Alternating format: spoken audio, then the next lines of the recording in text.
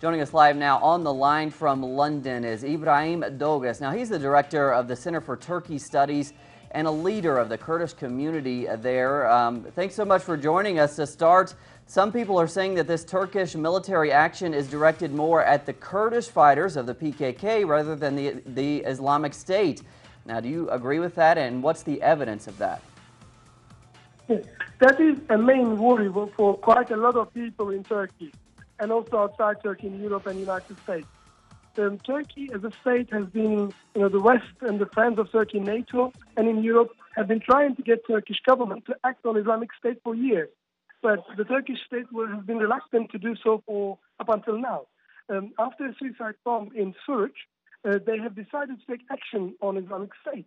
However, at the same time, they have been targeting the Kurdish fighters who have been battling against Islamic State for the last 2 years. And they are the ones who have been able to defeat Islamic State in Syria for the time being.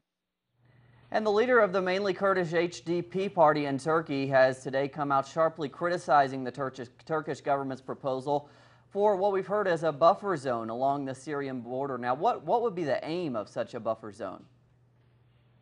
For Turkey, the situation in Syria has always been about toppling Bashar Assad's government rather than containing extremist Islamists or anything else. So for the priority for Turkey has always been Assad and the Kurds, or possible gains of Kurdish people in Syria.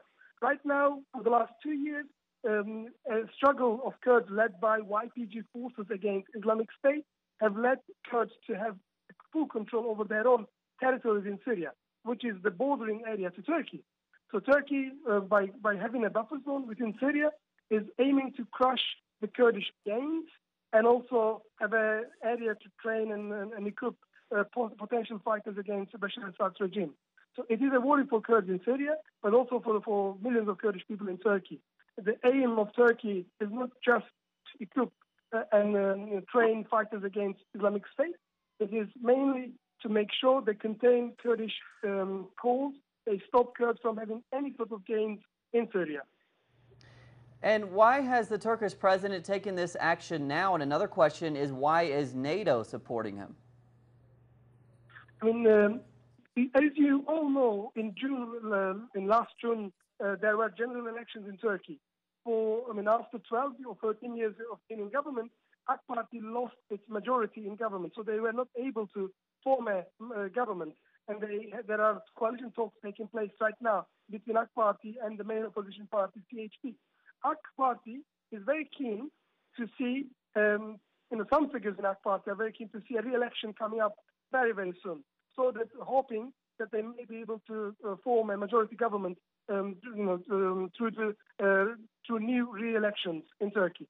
And for that, they need to be seen quite tough on Kurdish people so they can win some extra votes from the ultra-nationalist party, MHP.